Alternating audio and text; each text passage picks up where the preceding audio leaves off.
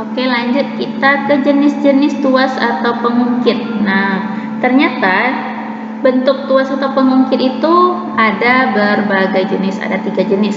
Ada namanya tuas jenis pertama. Nah, kayak yang tadi, di rumus yang tadi itu titik tumpu berada di tengah. Nah, kayak gini ya, ini gaya beban, ini gaya kuasa, tumpunya ada di tengah. Nah, benda-bendanya apa saja? Ada gunting, tang, jungkat-jungkit, sama timbangan. Nah, titik tumpunya ada di tengah. Terus ada tuas jenis kedua.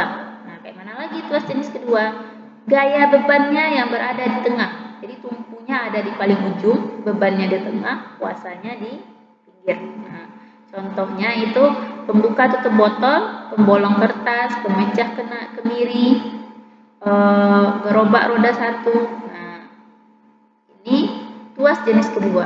Terus tuas jenis ketiga, kuasa yang berada di tengah. Titik tumpunya juga di pinggir, kuasanya di tengah, nah, bebannya di pinggir lagi. Contohnya sekop, pinset, penjepit roti, sama stapler. Nah, itu ya jenis-jenis tuas. Tuas 1, tumpu berada di tengah. Tuas 2, beban berada di tengah. Tuas 3, kuasa berada di tengah. Kalau di tubuh kita itu juga ada tuas atau pengungkit itu jenis 1, jenis 2, jenis 3. Jenis 1 itu ada di leher kita. Nah, ini ya. Saat kita menengadahkan leher, nah ini termasuk tuas atau pengungkit jenis pertama. Nah, seperti ini. Ini ada di leher saat kita menengadahkan kepala. Nah, jenis kedua itu ada di kaki saat kita jinjit. Nah, titik tumpunya ujung kaki, bebannya ada di tengah, kuasanya ada di tumit. Nah, terus pengungkit atau tuas jenis ketiga itu ada di siku kita. Titik tumpunya ada di sini, di apa namanya ini?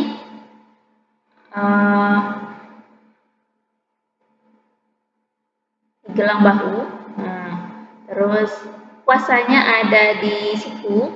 Nah, bebannya ada di tangan sini. Oke, itu untuk tuas atau pengungkit. Nah, kalau kita aplikasikan ke tubuh kita. Sekarang kita lanjut ke tuas, ke pesawat sederhana jenis kedua, itu bidang miring. Nah, apa saja yang termasuk bidang miring? Ini tangga, sekrup, pisau, kapak, sama jalan di pegunungan. Nah, ini ya, ini contoh dari bidang miring dalam kehidupan sehari-hari. Nah, kayak mana sebenarnya bidang miring itu? Nah, ini dia. Kalau di bidang miring itu ada namanya H, ketinggiannya. Nah, tinggi bidang miring tersebut berapa? L, panjang bidang miringnya. Nah, terus ada FB, gaya beban, ada FK, gaya kuasa. Nah, kalau dirumuskan menjadi FB kali H sama dengan FK kali L.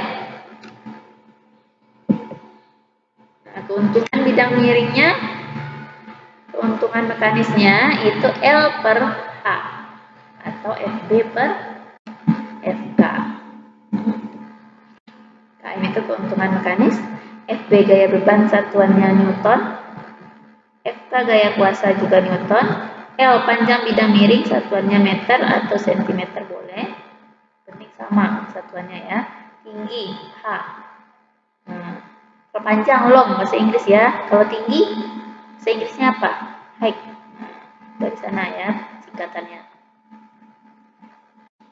FB dikali H, gaya beban dikali tinggi, gaya bebannya ke bawah lebih tinggi. Nah, gaya beban kali tinggi, FB kali H sama dengan FK kali L.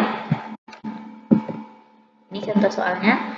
Sebuah benda dengan berat 1000 Newton dipindahkan ke tempat yang tingginya 3 meter menggunakan bidang miring yang panjangnya 5 meter. Nah, ini biasanya kalau dalam kehidupan sehari-hari itu orang yang memindahkan misalnya drum minyak ke dalam mobil. Nah, kayak gini ya. Kalau kita gambarkan.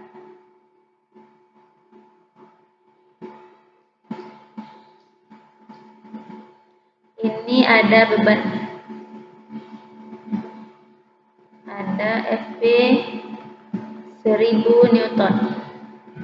Dipindahkan ke tempat yang tingginya 3 meter. Nah, ini tinggi 5 ya, 5 meter. Oh, salah, itu 3 ya. 3 meter. Terus panjang bidang miringnya ini 5 meter, L-nya 5 meter.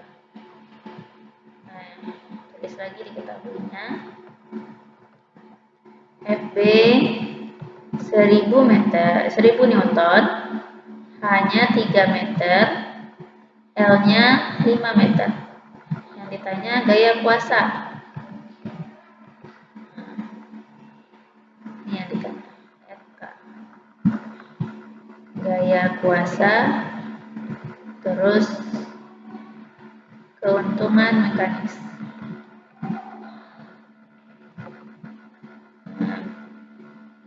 Masukkan rumus yang tadi. FP dikali H sama dengan FK dikali L. FB-nya 1000, hanya 3 sama dengan FK kali 5. Pindahkan posisinya, FK kali 5 sama dengan 1000 kali 3. FK sama dengan, nah ini pindah ke sini, 1000 kali 3 per 5. Berarti FK sama dengan, coret 200 kali 3, 600 Newton. Nah, jadi hanya butuh gaya sebesar 600 Newton untuk menaikkan beban sebesar 1000 Newton. Nah, berapa keuntungan mekanis yang kita peroleh? Km sama dengan L per H. Nah, Km-nya sama dengan 5 per 3. Berapa itu 5 per 3? 1,67 kali. Oke. Ingat ya, FB kali H sama dengan FK kali L. Lanjut kita ke yang berikutnya. Ada katrol. Pesawat sederhana jenis ketiga itu ada katrol. Contohnya kita menimba air sumur. Nah, ini katrolnya. Terus ini katrol pada tiang bendera untuk menaikkan bendera. Terus ini untuk menaikkan mengangkat beban di pelabuhan biasanya ya, mengangkat peti kemas. Ini contoh dari penggunaan katrol. Nah, ada 3 jenis katrol. Yang pertama itu katrol tetap. Nah, katrol tetap ini fungsinya mengubah arah gaya, tapi tidak memperkecil gaya. Nah, ini bebannya, ini kayak kita menimba air sumur ya, FB, yang ini FK. Nah, ini FK.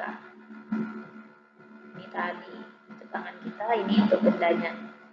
Nilainya FB, FK itu gaya kuasa sama dengan gaya beban. Nah, kalau misalnya FB-nya ini 100 Newton, FK-nya juga 100 Newton. Karena dia tidak memperkecil gaya, tapi hanya merubah arah gaya dari bawah jadi ke atas. Itu menimba air dari bawah, dari dalam sumur ke luar. Tapi gaya yang dibutuhkan sama. Ini katrol tetap.